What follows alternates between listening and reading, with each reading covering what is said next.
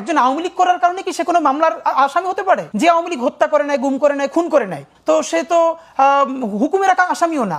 Philosophically Awami League করলে তো একজন হত্যা করতে পারে না। শত শত মামলা আছে যেই মামলার মধ্যে এমন অনেক লোককে হত্যার আসামি দেখানো হয়েছে যে কোনোভাবে এই হত্যার সাথে সংযুক্ত না। বাড়ি ধরেন ঝালকাঠি, তাকে যাত্রাবাড়ি পুরানোর মামলায় দেওয়া হয়েছে এবং সে গত 10 বছরেও যাত্রাবাড়িতে, ভালো কথা, ঢাকাতেও আসে না।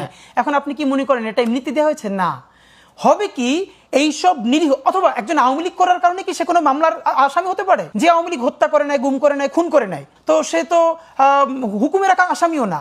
ফিলোসফিক্যালি আওয়ামী লীগ করলে তো একজন হত্যা করতে পারে না।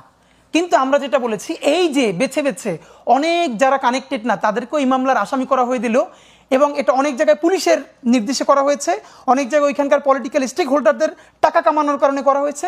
কিন্তু কি করা হবে শোনেন, সেটা হচ্ছে এই মূল মামলার মেরিটগুলো নষ্ট করা হবে। একদম এখন পর্যন্ত 1000-এর উপরে পুলিশ যার উপরে মামলা আছে, যে সরাসরি শুট করেছে কোনো উস্কানি ছাড়া মাথা এবং বুকে, গ্রেপ্তার হয়েছে মাত্র 67 জন। আজ থেকে 15 দিন আগে একজন পুলিশকে জামিন দেওয়া হয়েছে যার বিরুদ্ধে পরিবার সরাসরি মামলা করেছে। জামিন দেওয়ার পরের দিন সে ভারতে পালাই গেছে। আপনি তাদেরকে জামিন দিতেছেন। অন্যদিকে এমন অনেক সফট আওয়ামী লীগ অথবা আওয়ামী লীগের ছোট পোস্ট হোল্ডার, তার পক্ষে হত্যা করাও সম্ভব না, অথবা ওই এলাকায় ওই সময় কোনো হত্যা ঘটে নাই, আপনি তাকেও আসামি করে দিচ্ছেন।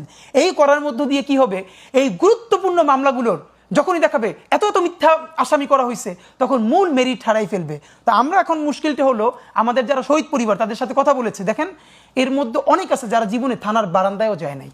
তাকে তো মামলাটা করতে হবে, তো মামলাটা তাকে হেল্প করবে কি? পুলিশ করেছে। পুলিশ সবচেয়ে বেশি জানে কোন ধারায় কাকে কাকে আসামি দিলে মামলার মেরিট নষ্ট হয়ে যাবে, একই সাথে তার কাছে কিছু পয়সাপাতিও আসবে চূড়ান্ত চার্জশিট দেওয়ার আগে।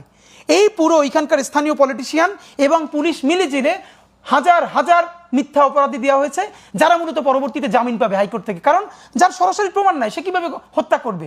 সে যখন জামিন পাবে তখন কি হবে, মামলাগুলোর মেরিট নষ্ট হবে। এখন সরকার কিভাবে ইনভলভ হবে?